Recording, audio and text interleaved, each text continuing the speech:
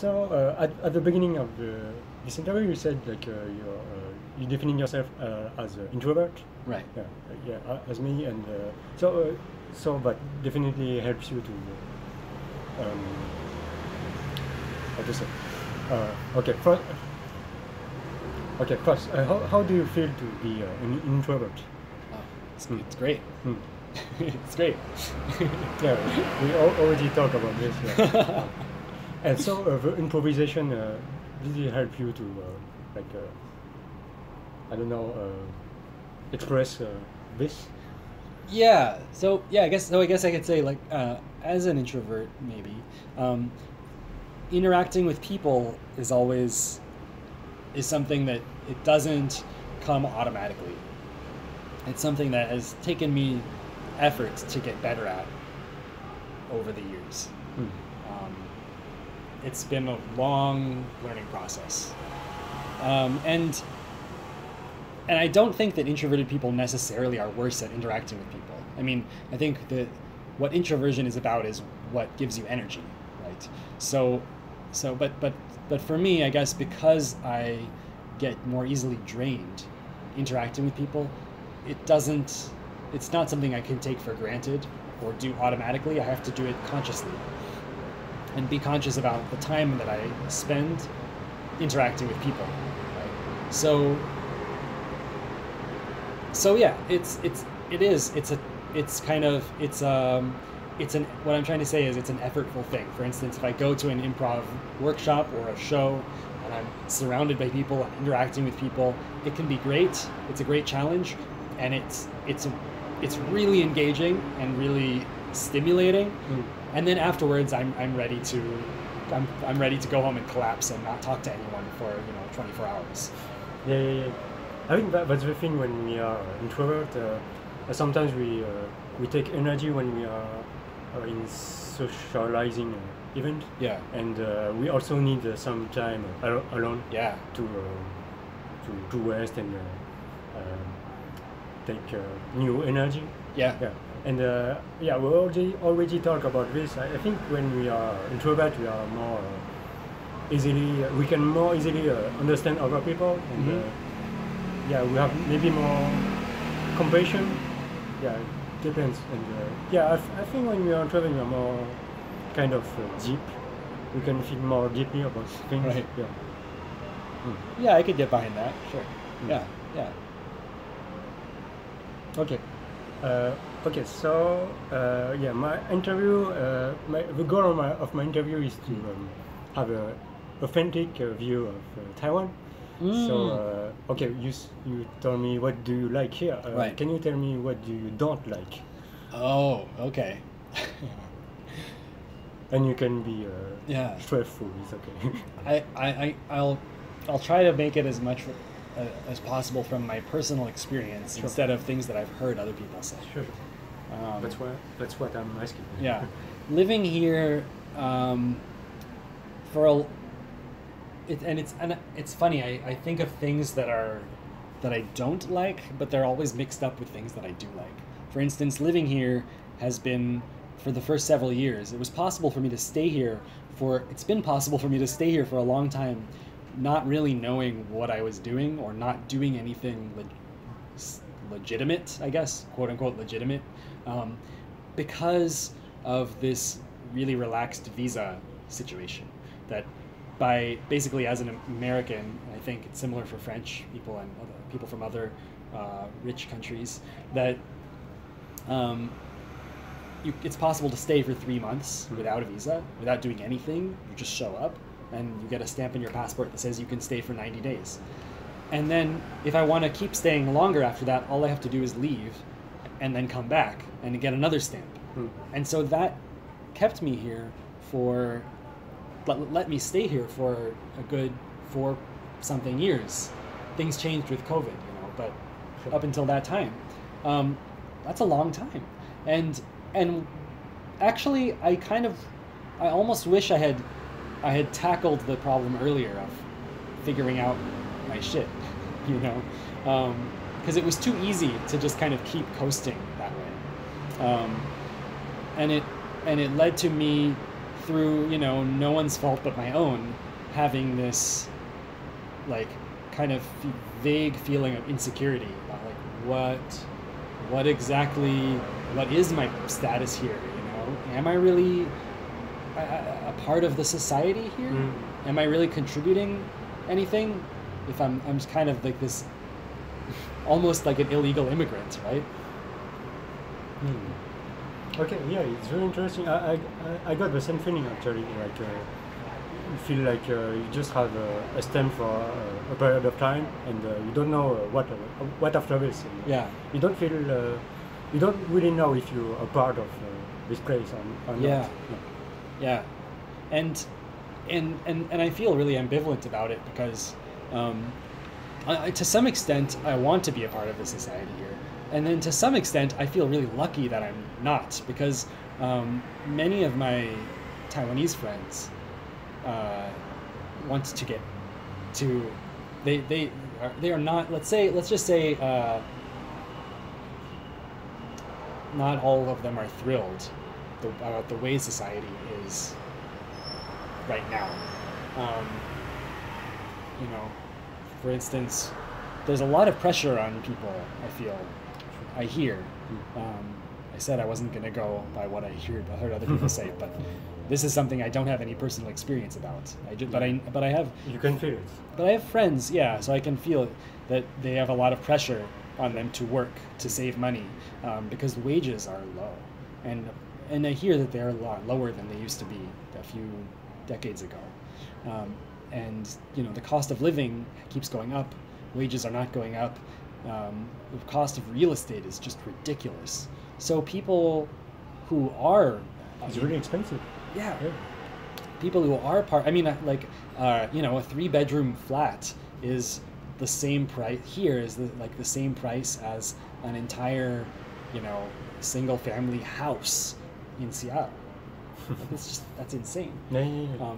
If you go by, because the cost of living here otherwise is like about a third of what it is. So that's just going by, and the wages are even less. So it's ridiculous. It's like it's kind of you survive to live here. It's kind of you survive to live here. It's not really you live here. Living here is just a matter of, right, it's about surviving. Yeah. And it's like that. A lot of young people, especially who are working here, they're treading water. They're making enough money to pay rent on a small flat and they eat, and you know, that's okay, and there's enough of a social safety net. They're not afraid of starving. But beyond that, if you want to actually like save some money to buy a house, if you want to travel, if you want to, you know, do, I don't know, save money, invest, raise kids, it's really not easy. Yeah. So yeah, like I feel a little bit weird about that, you know, because I'm happy that I'm not in that situation, but I also kind of want to find a way to be more a part of it. Yeah, it's like if you are in the middle of it and you don't know where to go. Yeah.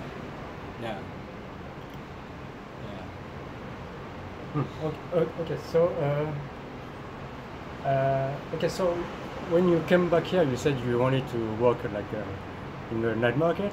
Yeah. So now you are an English teacher. Yeah. So how come? How it happened? Right. Yeah, that's a long story too. But the night market thing didn't work out. Oh, you tried? Kind of, yeah. I took a detour in Shanghai and spent 6 months living in Shanghai. You did that in Shanghai? Yeah, so I came to Taiwan. I was in a state of panic for a couple months, and then an opportunity came up in Shanghai, and so I went there. I thought I could do the food business thing there first, get some experience. But that was kind of also where I learned that the food business is not really what I wanted to do. And it was still important to me to live in Taiwan. So after 6 months of kind of having my first idea prove to be a failure, I came back to Taiwan, and I was not sure at all what I wanted to do. You know, all I knew was, okay, food, tried that, crossed that off. what's next? I don't know. So I found a place in Taipei again, and I was kind of waiting for something, waiting for inspiration to strike. And and then I kind of remembered almost. Oh right, languages. So there had been all these things when I was still working in the States that I had told myself, when I quit my job, I'm going to do this and this and this and this. I had all these ideas of things that I was going to finally do when I had enough time. And one of them was learn more languages. But I had completely forgotten all these things I had thought of before because I was so panicked trying to find a reason to exist in Taiwan, like a job, right? I was hoping to find something legitimate to legitimize me. But when I kind of let go of that for a little bit, I started to remember these things. And so I started to learn languages. I spent a year, I gave myself a year to just really dive into language learning full time. Okay, so it was Chinese? No, actually, so I decided I wanted to experience learning more languages. Back when I had started learning Chinese, when I was about 20, I told myself, okay, Isaac, you're going to get fluent in Chinese in a year or two, and then you're going to learn another language, and then another one, and by the time I'm 30, I'll be at least somewhat fluent in 10 languages. Like a polyglot? Yeah, that was my dream, right? But then, here I was in Taiwan, I was 28, I had 2 years left to go, and I had only ever learned Chinese and Japanese. So I had a long way to go. So I was like, okay, now's the time. Let's go chase that dream. So I said, for the next year, every month, I'm going to learn... Are we okay? Okay. So I said, from now on, every month, I'm going to learn a new language for a month, for a year. So I'll learn 12 languages in the next 12 months. 12 languages? Whoa. Yeah, just to see how it goes, right? I didn't know how much I could learn in a month, but I thought if I devote myself full time to this, maybe I can learn some, maybe I can at least learn the basics. And it would be pretty awesome to be able to speak a little bit of 12 different languages. And of course, with an ambitious project like that, even if you fail, it still makes a good story, right? Yeah, it's very big. Yeah. So you did that for 1 year? Mm-hmm. Okay. Did you get some good results? Kind of. I mean, I think the best result was just meeting meeting interesting people. And finding this polyglot cafe which is where we met. Yeah. Right. So that's kind of where my life in Taiwan really started, was at this cafe. I met the people who would become, most of the important people in my life there. Okay. You haven't answered my question. How do you become an English teacher? Right. So I'm getting to that. So another person I met at the language cafe who was really important to me, who was there the first time I went, was a person named Delia, who you know Delia? Yeah. She was actually one of the organizers of the cafe, and she inspired me a lot because she had learned Japanese just by going to the language cafe and practicing. Just exposing herself to it, nothing more complicated than that. And I thought, wow, if you can do that, then what am I doing wasting all this time with Duolingo and all this stuff? Like, just go speak the language. That's what I want to do. Yeah. Sorry? For real. For real, in face to face. With true people. Yeah, in real life. Yeah. So, she inspired me a lot, and we became friends. During that year. Because I met her right at the beginning of that year when I was starting to learn German, the first language that I started with, and she gave me ideas, and we would do some like language events together and stuff, and a year went by, and we were been talking about language learning methods a lot, and then one day she said, hey, do you want to teach an English class with me? Because I think a lot of people have been asking me. She was saying, a lot of people at the language cafe have been asking me, how do I learn English? How do you get better at English? Because her English was really good. So she wanted to know if I was interested in doing this class with her. And I said, you know what? I don't want to be an English teacher.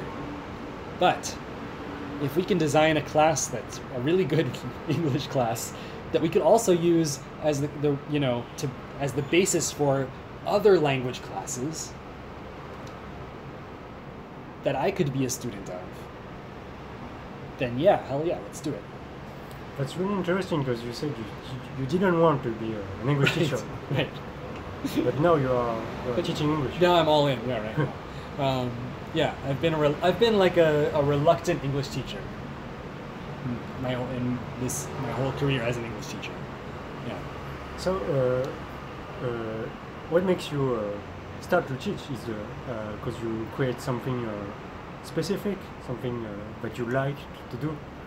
So yeah, in the beginning, it was this theoretical idea of making like the best language class. You know, I had this like this kind of motto almost to myself. It was like making a class that was so fun the students would forget it was a class, and that it was also effective, right? Which would be, if we could do that, it would be nothing like any class I'd ever taken before, you know. And so that was originally the motivation, but then through, and I should say that like going into it, I had no real teaching experience. I was not a teacher. I didn't know. I was not good at public speaking. I was extremely nervous. I didn't know how to design a curriculum. I didn't know how to you know, control the atmosphere in a room. And so I was totally new to a lot of that stuff. But luckily, Delia was the perfect partner for me at the time. She was kind of like my mentor. She was coming from a background in event emceeing, like being the, you know, the Anchor. Sorry? Anchor for TV? No, yeah, not a TV anchor, but like the master of ceremonies at events, weddings, you know, doing live interpretation on stage, just being like, basically, she was a professional public speaker, so she was great at that stuff. And so getting to work with her every week, you know, watching how she did it, and then, you know, having more and more opportunities to try it myself, I just slowly got a little bit more comfortable at that kind of thing. And I found that it was something I really enjoyed, especially when I started to teach my own classes and design the curriculum myself. That was when I really found that rewarding, being able to kind of try out ideas as soon as I had them, and then kind of like see how they went, and reiterate it a little bit, or change it, or, you know, modify it. And when things went well, you know, when the students enjoyed the class and they really felt like it helped them, I just felt like that was like a huge sense of achievement. Okay. So, was it like a game for you? In what sense? Preparing your class?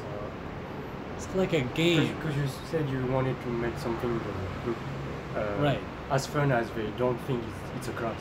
Right. So during the class, a lot of what we have always done are play games. A lot of it is about games, because, you know, games are really powerful learning tools, right? They motivate us, right? They're fun, and you know, when something is fun, that's when we're learning, because, you know, our mind is activated, right? So yeah, we use a lot of games. I would say the class itself, from my perspective, is not a game. For me, it's more of a practice. You know what I mean? Something that I just kind of try to keep doing and continually getting better at the more I do. It's something that there's always room to improve. So every time I teach a class, I learn things. I make mistakes. There are things that don't go well, and then I learn, you know, how to do them better next time. Okay. So do you really like teaching now? I guess, yeah. But although I don't really even think of I still don't think of myself as a teacher. I don't really think of it as teaching. It's a lot more like facilitating, you know. Okay. The students learn I don't teach them; they just learn by doing it. You know, they learn through doing, and all I have to do is create the right conditions for them to learn. Sure. By providing the framework, the activities, whatever, and then they do it. Yeah, I think it's right. When you teach, the most important for like a teacher is to create a good environment, and the main part is it's actually the student who needs to be how to say, to be involved himself after studying.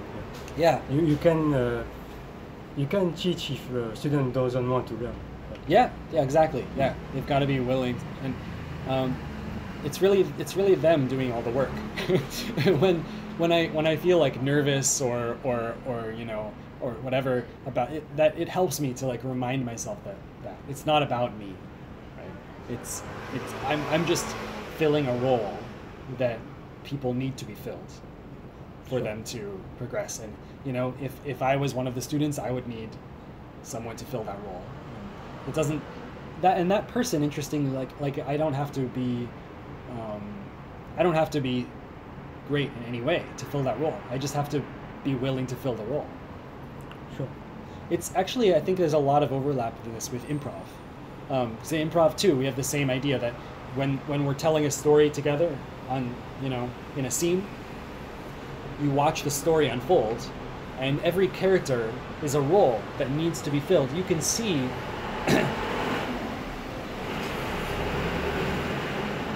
if you do improv enough, you start, and I'm just starting to do this myself, you start to develop a sense where you can see what a story needs. Like, oh, right now the story needs a character to come in and say, "Grandma, I found the keys," right? Like, you can see that's happening. And if you jump up and do that, you're filling the role of this that the story needs, right? And it's not about how good of an actor you are or how great of an idea you have. Excuse me. It's not about how great of an idea you have. It's just about doing what needs to be done for the bigger picture. Okay, yeah, just do something. Yeah. Right. Okay. Well, okay, so we're almost at the end. So you have so many experience, and you had a time where you didn't know what to do in your life. Would you have some advice to someone who doesn't know what to do in life? Okay, yeah.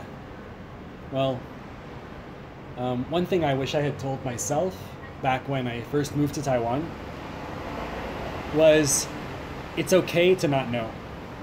And it's okay to feel like a little bit lost. And it's not, you don't have to, you know, don't feel like it's necessary to justify yourself all the time right away. You know, give yourself, if you really want to find something that's going to make you happy, give yourself some freedom to explore and to just be open to new things. You know, basically, like you can start something. It's okay to start something even if you don't see the end of it from where you're standing. Yeah. I think it's very important to try a lot of things, and by trying you will know what you don't like, what do you like. Mm-hmm. So, yeah.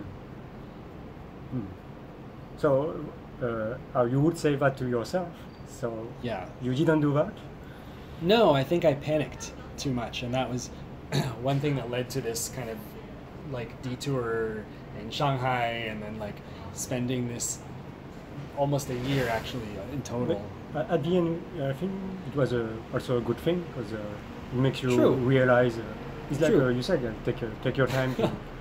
To True. I guess, yeah. In a sense, like it's not. It's all good, right? There's nothing bad. What needed to happen happened. But man, like I was really in a panic for a while there. I was like I just kind of wish I had calmed down a bit, just to be able to enjoy it more, you know, the process of finding the thing, of searching. Yeah, I think it's easy to panic when you don't know what to do. Yeah. Yeah. I remember going to make business cards. I had been in Taipei for a month. I had no idea what I was going to do, but I was like, okay, fake it till you make it. So I just went and I printed business cards that said I was like doing like some kind of like food startup business, experimental, fermented something. And like, did I need business cards? No. Did I have any use for them at all? Like, did I have any reason to do this? No. Just like to fill a void, maybe? To fill a void, yeah. Like thinking or doing something. Yes. Yeah, it was just kind of for appearances for myself, just to feel like I mean, hey, there's nothing wrong with making business cards if that's what's fun for you. But like, it was totally unnecessary. It was just spinning my wheels, like not able to just kind of be, you know. Okay. Okay. To finish, can we find you on social network, on platform? Oh yeah. Let me think. So I've yeah, you can find me on Facebook. I started. Well, let me think. You know what? How about Medium? Is that okay? Oh, sure. Yeah. I can put a link on. Oh, cool. On the platform. Yeah, Sure. I've been trying to get myself to write more, because to actually do it instead of just thinking about it. Yeah, I've been getting some. That's something that really challenges me and also gives me a lot of fulfillment. And I intend to write more about kind of the whole language learning thing. Yeah. Okay, that's good. It's for creativity. For credibility? Creativity. Oh, creativity. Yeah. Sorry, my English. No, not at all.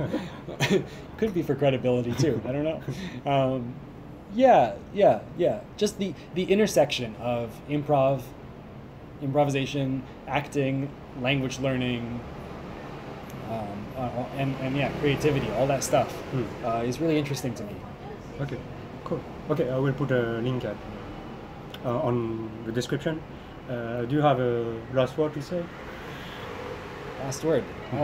Thanks for being interested in my life. Sure. Yeah, you're really good at asking questions. I enjoyed this a lot. Okay, cool. Yeah, I'm very interested about people living in Taiwan for a certain period of time and about how you feel about it. So that's the point of my interview. Okay, right. Okay. Well, I hope it came across. I hope it came across that how I really feel about living here. I think so. Yeah. Okay. So thank you, Isaac, for to be here. And okay, see you for the next interview. À la prochaine. Okay, thanks, Alex. À la prochaine.